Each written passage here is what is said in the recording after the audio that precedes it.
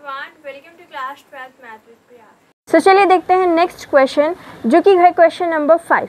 और ये जो क्वेश्चन है ये और इस टाइप के क्वेश्चन आपके एग्जाम में आते हैं, तो हम इनको टाइप नंबर 3 में डिस्कस करेंगे। तो टाइप नंबर 3 में क्वेश्चन कैसे गिवन होगा, if the function is different for different value of x, यानी कि आपके पास जो फंक्शन है वो एक्स की डिफरेंट वैल्यू के लिए डिफरेंट होगा।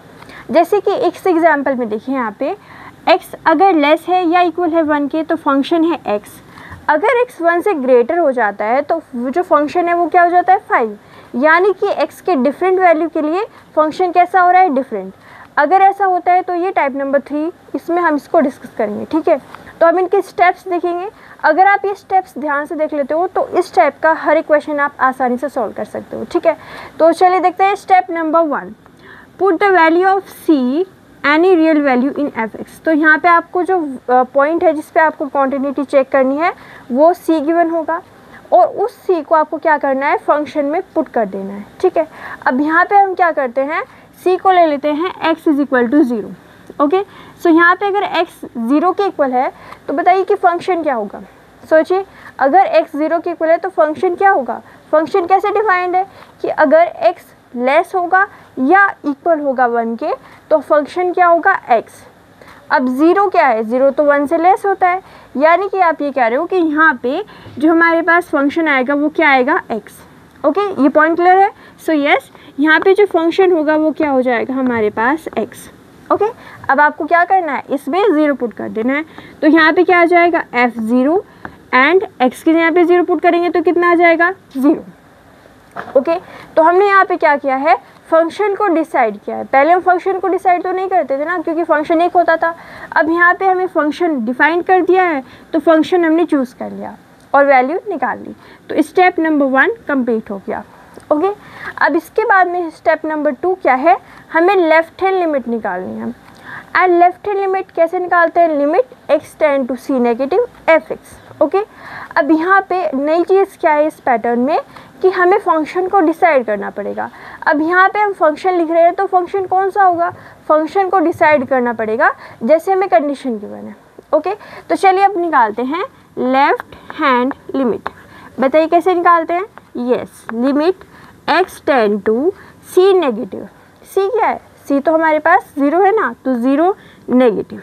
ओके, f(x) क्या आएगा f(x) क्या आएगा c नेगेटिव, यानी कि 0 से नीचे। तो यहाँ पे अगर 1 से लेस है तो हमें क्या मिल रहा है फंक्शन x। अब ये हमारे पास 0 से भी लेस हो रहा है, यानी कि 1 से तो लेस होगा ही, यानी कि फंक्शन क्या आ जाएगा x आएगा। ओके, ये बात क्लियर है। तो हम यहाँ पे क्या करते हैं f(x) लिख लेते हैं, तो ये क्या आएगा limit x tend to 0 negative f(x) क्या है हमारे पास x है। हमने देख लिया है कि x नेगेटिव, यानी कि हम यहाँ पे जो 0 नेगेटिव जाएंगे, यानी कि 0 से लेस। ठीक है, यहाँ पे 0 नेगेटिव का मतलब क्या होता है वो हमने देखा था ना कि इसके लेफ्ट हैंड की वैल्यू, तो 0 नेगेटिव मतलब इससे लेफ्ट है ना, तो 1 से लेस है तो ये 0 से भी लेस होगा, तो फंक्शन क्या आएगा x। ओके, अब यहाँ पे क्या करना है आपको 0 पुट कर देना है, या फिर h वाले मेथड से देख लीजिए 0 नेगेटिव है मतलब वहाँ पे क्या होगा 0 में कुछ कम हो गया होगा, कितना कम हुआ होगा h, तो फंक्शन क्या आएगा यहाँ पे जो हमारे पास x की वैल्यू आएगी वो क्या आएगी 0 माइनस h। तो यहाँ पे लेते हैं ये आएगा लिमिट h बहुत छोटा सा नंबर है h टेंड टू 0 और x के यहाँ पे क्या पुट कर देंगे 0 माइनस h। ओके, अब h 0 को टेंड कर रहा है तो 0 माइनस 0, यानी कि लेफ्ट हैंड लिमिट कितनी आ गई हमारे पास 0। ओके, तो हमने पहले यहाँ पे फंक्शन डिसाइड किया है कि फंक्शन कौन सा हमें लेना है। ओके, ये हमारे पास फंक्शन x आया, क्यों, क्योंकि ये 1 से लेस होगा, क्योंकि 0 जो होता है 1 से लेस होता है।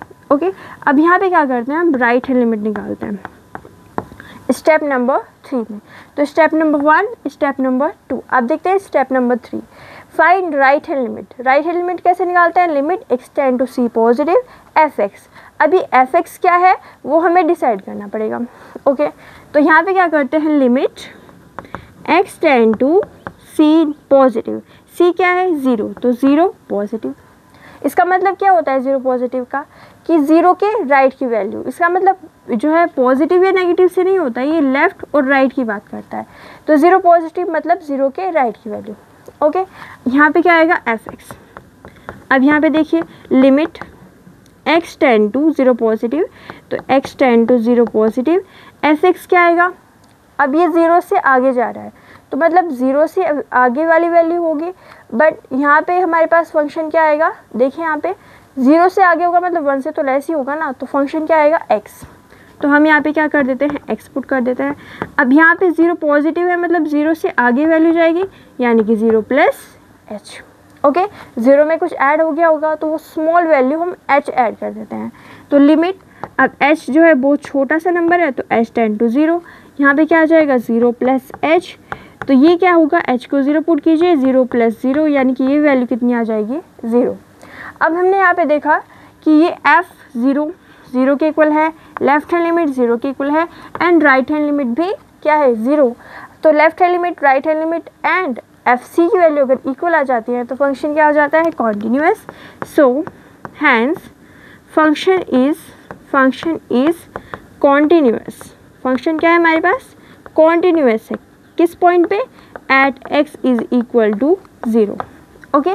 तो हमने यहाँ पे देखा कि इसको इस पैटर्न में किस तरह से क्वेश्चन सॉल्व करते हैं। पहले स्टेप में हमने देखा कि हमें क्या निकालना है, फंक्शन में c पुट करना है, तो फंक्शन में c पुट किया, c क्या है 0, तो 0 पुट किया हमने, बट फंक्शन डिसाइड किया वो क्या हो गया x, तो यहाँ पे x में हम 0 पुट करेंगे तो वैल्यू कितनी आएगी 0।